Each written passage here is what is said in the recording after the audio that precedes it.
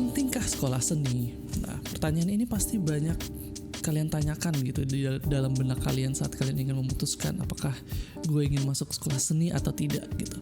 Apakah sekolah seni itu worth it? Apakah dengan biaya yang begitu mahal membawakan hasil untuk kalian gitu sebagai seniman?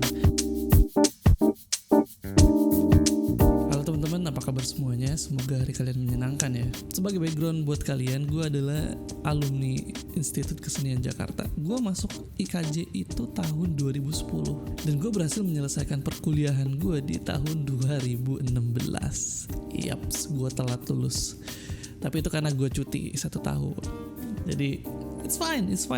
Oke, seperti yang kita tahu, seni itu adalah ilmu yang praktikal. Kemampuan kita akan seni yang kita geluti itu akan meningkat melalui latihan yang dilakukan secara terus-menerus dan konsisten. Nah, hal itu membuat kita bertanya dong, apakah sekolah seni itu penting? Apalagi sekolah setingkat universitas yang mana biayanya itu tidak murah gitu loh teman-teman. Kursus dengan universitas itu berbeda tuh, cara pengajarannya, materi yang diajarkan, dan juga fondasi pembelajaran yang mereka ajarkan itu berbeda.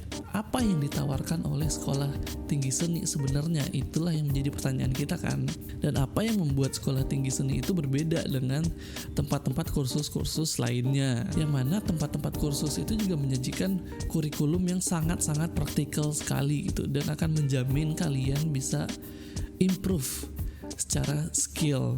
Di sini gue ingin memberikan opini gue tentang bagaimana sebenarnya sekolah tinggi kesenian tersebut gitu loh. Dan semoga opini gue ini bisa membantu kalian memutuskan apakah yang kalian butuhkan itu adalah universitas tinggi kesenian atau hanya sekedar kursus-kursus yang menawarkan ilmu-ilmu yang sangat praktikal dan menjamin kalian akan improve secara skill praktikal gitu loh. Jika yang kalian harapkan adalah pembelajaran teknis secara mendalam, seperti misalnya kalau di film dan televisi kalian berharap akan diajarkan bagaimana menggunakan After Effects, membuat visual effect, 3D, animasi 3D dan segala macam, kalian akan sangat-sangat kecewa karena universitas tidak terlalu memfokuskan diri mereka untuk mengajarkan hal teknis. Kenapa demikian? Karena universitas itu lebih memfokuskan pengajaran mereka itu kepada konsep dan pola berpikir gitu. Jadi mereka itu ingin menciptakan konseptor yang mana mampu membuat karya seni yang memiliki makna dan mampu menjelaskan kenapa mereka membuat karya seni tersebut gitu. Bukan hanya karena sekedar kenapa lu bikin karya seni ini? Ya karena itu keren gitu. Kenapa kalian pakai lensa 50 mm? Ya karena bokeh dan kelihatan indah gitu. Nah, bukan begitu. Itu bukan seniman yang ingin ditargetkan oleh universitas tadi. Yang ingin diciptakan oleh universitas itu adalah konseptor-konseptor yang mampu berpikir dan membuat karya seni yang mempunyai makna yang dalam gitu loh. Dan mereka juga mampu menjelaskan kenapa mereka melakukan hal tersebut, bukan hanya karena keren-kerenan saja. Jadi yang diharapkan oleh universitas itu adalah bagaimana kita membuat karya seni itu bukan hanya terlihat indah, tapi juga mempunyai makna yang bisa dibawa pulang sama penikmat karya seni kita gitu loh. Jadi wawasan teknis tetap kita harus mencari dari luar, dari buku, dari internet, atau kita sharing dengan senior dan juga teman seangkatan. Tapi bukan berarti universitas tidak mengajarkan kita teknik sama sekali. Ya, yang diajarkan oleh universitas itu adalah basic, fundamental. Contohnya kita menonton tutorial bagaimana mengambil sebuah foto gitu ya kan. Nah, di tutorial tersebut dijelaskan lah bagaimana menggunakan exposure berapa yang kita pakai, lensa apa yang kita pakai, segala macam dijelasin ya kan. Terus Kelvinnya berapa segala macam, dan secara teknis yang advance banget gitu. Nah, kalau kita tidak tahu basic apa itu Kelvin, apa itu f-stop dan segala macam, ya kita cuma bisa mengikuti tutorial tadi. Nah, untuk mengaplikasikannya ke hal yang lain, kalau kita dapat alat yang lain gimana? Ya kan kita nggak tahu kan. Nah, makanya fundamental itu sangat penting dalam semua hal seni yang ingin kita pelajari gitu. Jadi untuk mengembangkan ilmu fundamental tadi, balik lagi kita harus mengeksplor itu sendiri. Perkembangan zaman yang mana membuat banyak media seni yang dulunya itu adalah terbilang ekspensif, sekarang sudah aksesibel dan murah, khususnya di bidang audiovisual gitu. Dulu itu media audiovisual itu terbilang sangat mahal gitu, karena kita masih menggunakan roll film yang mana per rollnya itu harga itu bisa ratusan ribu gitu ya kan, bahkan jutaan gitu. Hal tersebut membuat senimannya itu harus mengkonsepkan segala sesuatu yang ingin dia ambil gitu, segala sesuatu yang ingin dia record, karena setiap recording, setiap rekaman yang mereka lakukan itu adalah uang gitu.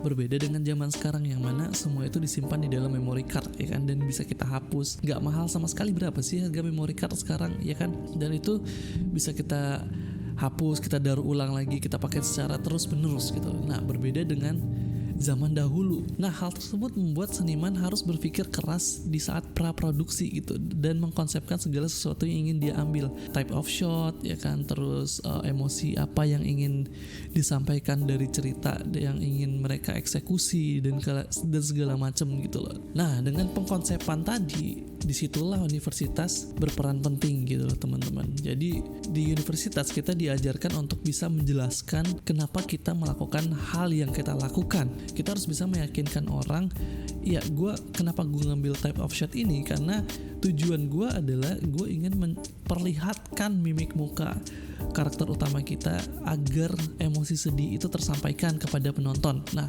hal-hal kayak gitulah yang diajarkan di universitas gitu loh teman-teman. Nah, di zaman dulu itu kan sangat berperan sekali dong. Keilmuan pengkonsepan tadi itu sangat dibutuhkan sekali dalam seni audiovisual khususnya gitu ya kan. Nah, berbeda dengan zaman sekarang, yang mana di zaman sekarang itu perekaman itu dilakukan dengan secara digital ya kan, yang mana ya kalian tahu sendiri digital itu tidak mahal.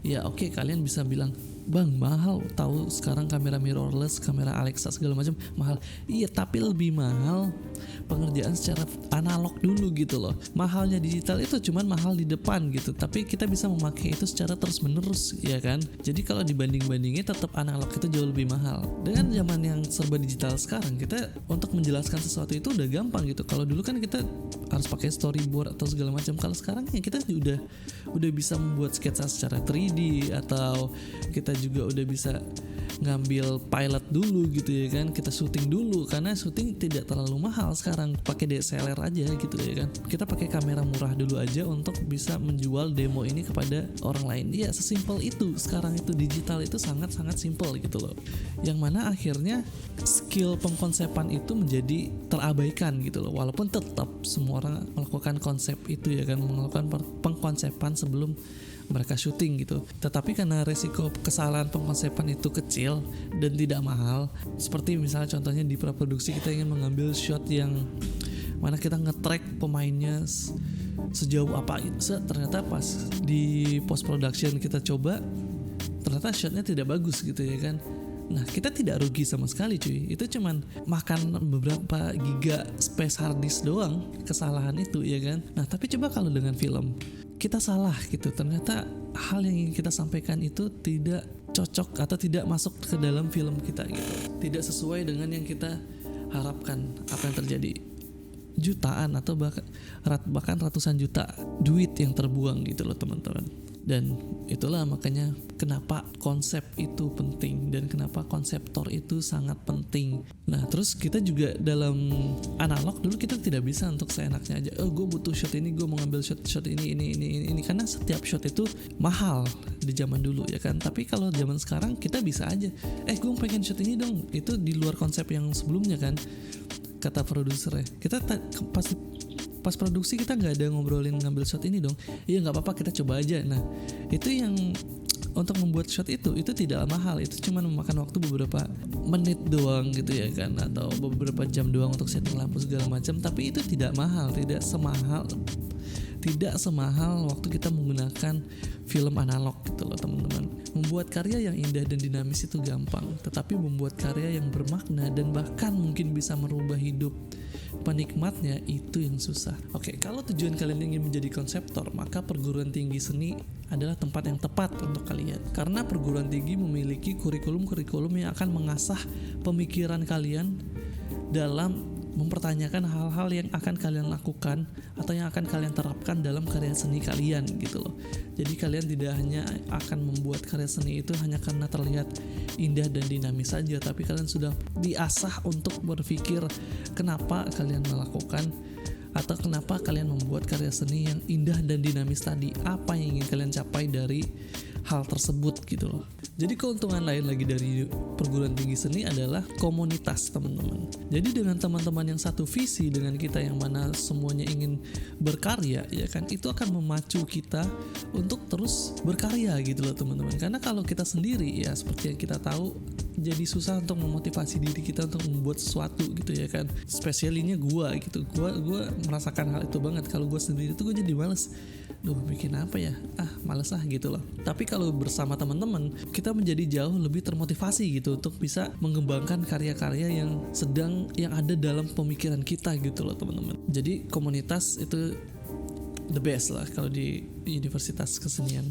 Oke teman-teman, mungkin itu aja yang bisa aku sampaikan di video ini, dan semoga opini gue tadi bermanfaat buat kalian dan bisa membantu kalian dalam memilih apakah sekolah seni adalah tempat yang cocok untuk kalian, atau kalian hanya harus mengambil kursus-kursus yang mana memfokuskan pengajaran mereka ke teknis saja gitu loh, teman-teman. Dan kalau kalian suka sama video ini, jangan lupa di like dan di subscribe.